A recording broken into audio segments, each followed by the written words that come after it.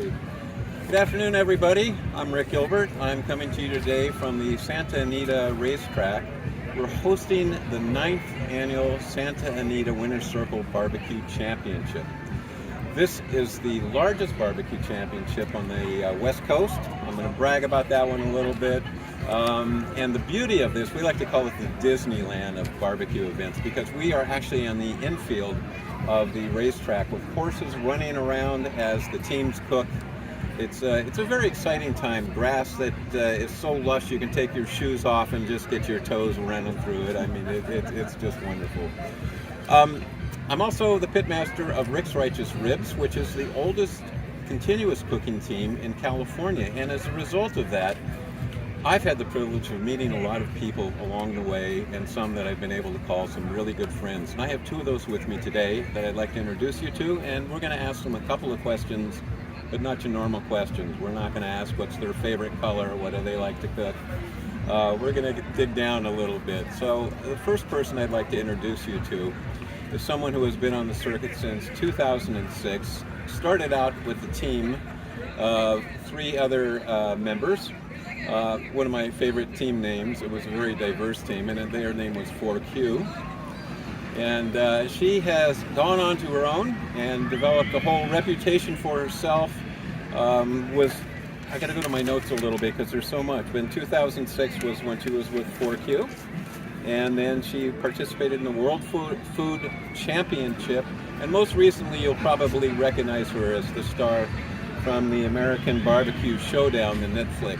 And introduce you to Lady of Q herself, Miss Sylvie Curry. Hello. Hi, Sylvie. Glad Welcome. To be here. Yes. Thank you for being here. I have some great questions for you today. Okay. And we have one other person to introduce. If you watch anything on Food Channel, any of the networks, any of YouTube, you've seen this gentleman. He has made a reputation for himself that is unsurpassed. This is sort of a go-to person when you want to learn how to do things on YouTube. He has been cooking for quite a while now. I remember actually when he started, and that was, he'd pack everything up in a minivan and drive hours and hours after work to go to these events, then go back to work again. The man is just driven, and all that effort has certainly paid off. Let me introduce you to Harry Soo from Slap Your Daddy. Right. All right. So, speaking of that, Harry, so I want to ask you, you were, when you were competing, on the top of the game. There was no doubt. You had what we call that old, keep it family. You had that oh crap factor. Meaning when Harry would pull into a camp, people would say, oh crap. Oh boy. All right.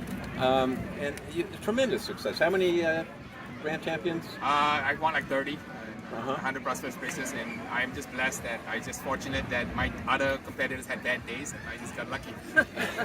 Okay. But I do want to ask you, why did you quit competing?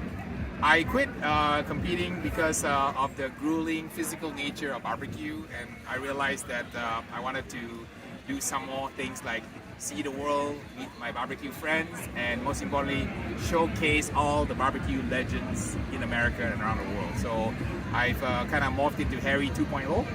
Okay. And I've won a few awards, and I want to make sure that I can continue my journey showcasing all the wonderful men and women who are cooking barbecue today. Well, that sounds like a good reason. Sylvie, do you ever see your laying down your spatula? As my husband always asks, how long do I think I'm going to be doing this? And I said, until I physically can. So I don't know how long that is. I just love it. I love the people. I love cooking. I'm lucky I don't have to drive. Most often. I should say that every once in a while I'll drive, but most often he does drive, so it's just a matter of packing stuff up and going. Okay. Well, you know, since I mentioned the American Barbecue Showdown, let me ask you this. What was one of the most difficult parts of doing a show like that? To me, the most difficult thing was the heat. We were in Atlanta, Georgia in September. Humidity, too. The heat and the humidity. And being out there with all these barbecue pits and all these fires going and all that, that was probably the most difficult. Okay. Yeah, I can appreciate the humidity. I've been growing up in that. It's like, no, thank you. I'll stay in the West Coast for right now. I'll ask both of you this. If you could hit the reset button on any part of your barbecue career or a competition, what would that have been?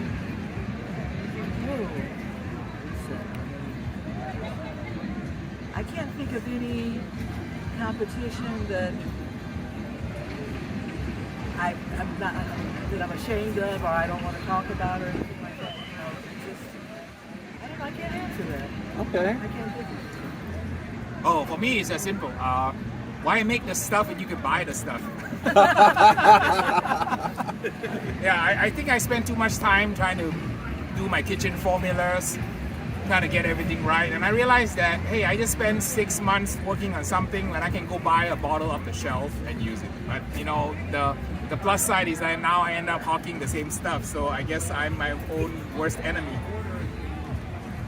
See, I'd like Okay. to eat from scratch. Yes, so old school style is all good. Just people don't realize it takes a lot of time. But it's all a lot of fun. You know, this next question is going to be kind of interesting. I think y'all would agree that barbecue, professional barbecue, is made up primarily of white males in the age of about 30 to 50.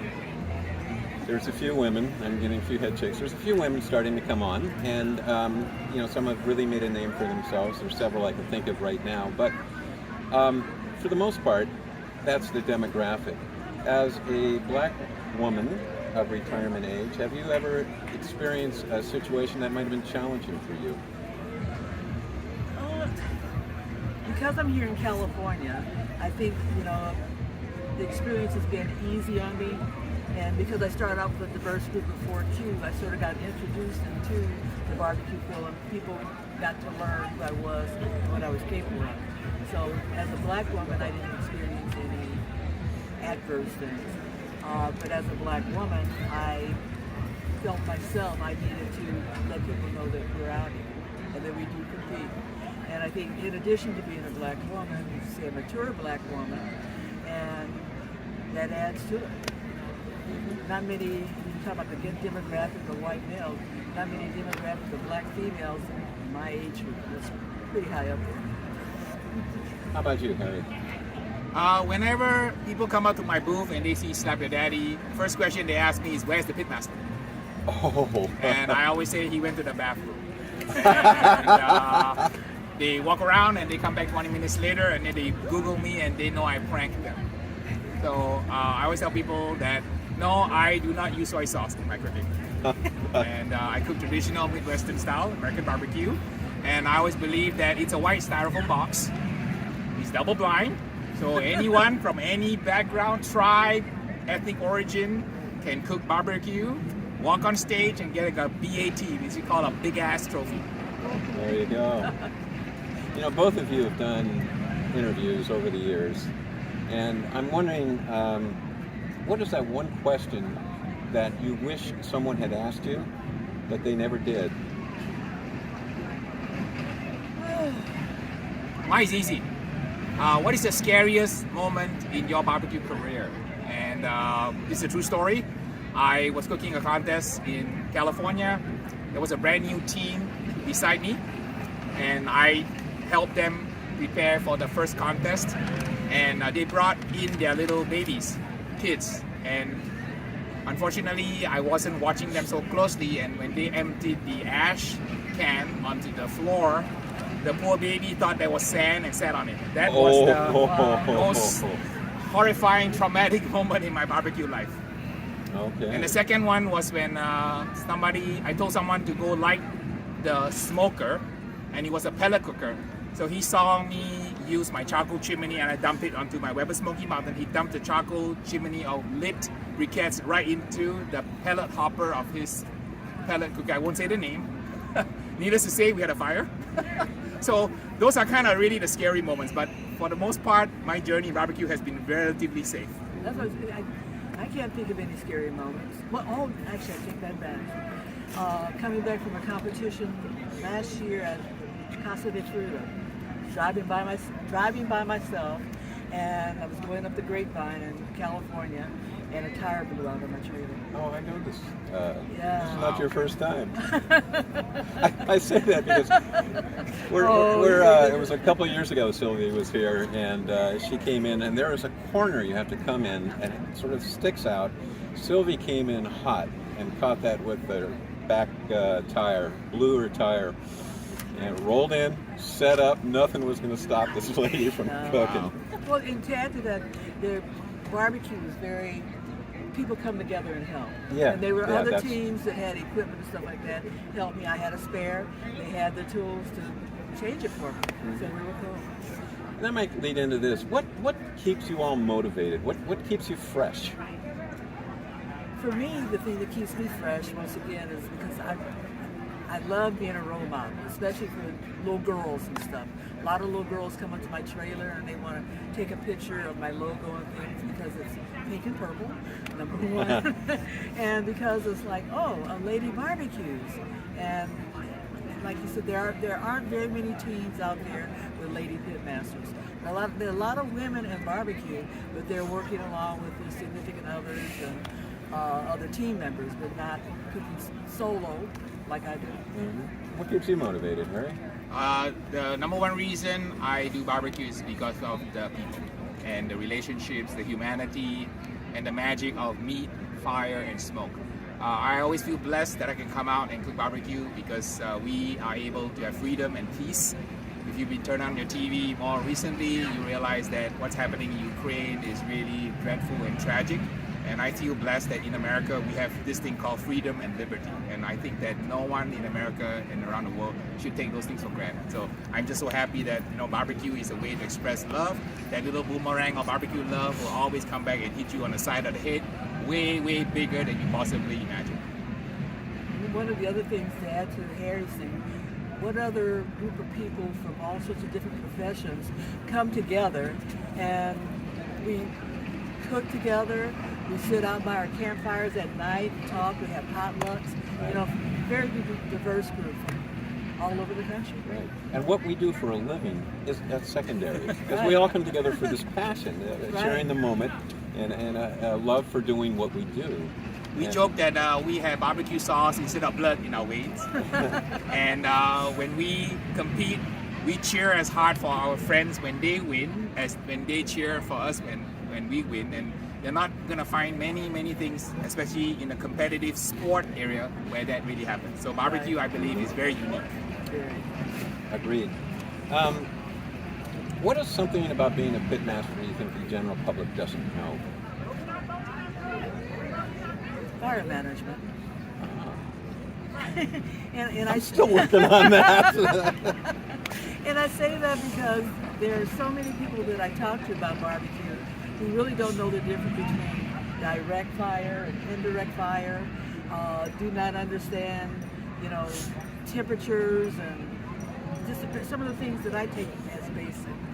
And as pit masters, that's one of the major things you have to learn is how to run your pit and how to keep it consistent and to know how to get your food to taste its best using that fire. Okay, Harry. The one thing that I noticed that the public really doesn't know about barbecue is I find that because I'm online and on YouTube and all the social media, the number one problem I see is called GAS. GAS stands for Gear Acquisition Syndrome. So what that simply means is that people are paralyzed because they cannot cook barbecue and spread love because they feel that they have the wrong equipment. And really, barbecue is really something very primitive, very simple. So long as you have meat, fire, and smoke, you should be able to create great barbecue and barbecue memories and experiences. The equipment really is irrelevant, but I find a lot of people are paralyzed. Like if I don't have the perfect pit, I don't have the right pit, I don't have the right pedigree, I'm paralyzed, I can't cook barbecue. And I always tell people, all you need to do is dig a hole and put some wood in it, some chicken wire, and rock and roll. You're spreading barbecue love. There's nothing more needed. And all this fancy equipment you see on TV, it's all great, but you really don't need that to be able to cook barbecue and share that wonderful experience. It's all about the fire. Absolutely. We always say it's always the pit master, never the pit. That's always I tell people. And on YouTube, I can tell you, everybody always asks me, what is the best pit to buy? right? And I always tell them there's no such thing. By What you enjoy cooking on. That's it. That's it. Absolutely. Now I'll get into more fun questions. Did you have a nickname as a kid? I did. And what was that? Me? Yes, you. Oh, No, I did not. Have you did anything. not? Well, let me backtrack. My real legal name is Sylvia. Okay, but in the barbecue world, I'm Sylvie. right. And more recently, since doing Netflix, I'm Miss Sylvie. That makes sense. And well, that goes back because we filmed in Atlanta, and the Southern tradition is that for seniors, you don't call them by their first name, you address them Miss, Mrs., or Sylvie. I didn't have a Nickname as a child, huh? How about you, Harry? I will share something that I don't share. I have not shared it at all, so it's a first. Okay, this is where we want to go. I like to have a play on words, and when something is so fabulous, you can't say it's excellent, you can't say it's perfect. So I coined the word Stupendo Mundo. And for some reason, one of my friends started calling me Stupendo Mundo Harry, and that kind of stuck in my inner circle. So no one outside of me and my inner circle knows that. So now, if we publish this video, people know that I have a history with the word Stupendo Mundo. So when Harry loves something, he doesn't say, slap your daddy good. I'll say it's Stupendo Mundo. That means that's my highest possible accolade. Okay. So I had a nickname. No, I'm not going to tell you. Everybody will start calling me that. That's taken me my whole life to shake it. Stop. Okay, so now if you had a warning label, what would yours say? What would it say? She speaks. I tend to speak the way that I feel. So if someone says something that I don't like, I may respond back in a way that they may not like. So beware truth. Beware of truth. Beware of truth. How about you, Harry? Mine would be simple. I would have a sign that says, beware MMA cook, mixed martial arts cook, because I have no pedigree, I have no training, I have no culinary degree.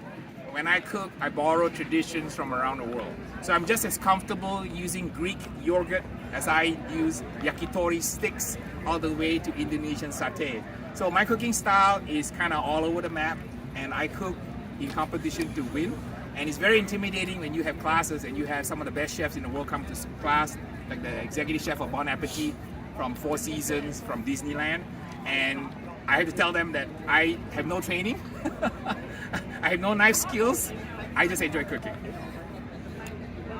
What is the most unusual thing that you all have ever eaten?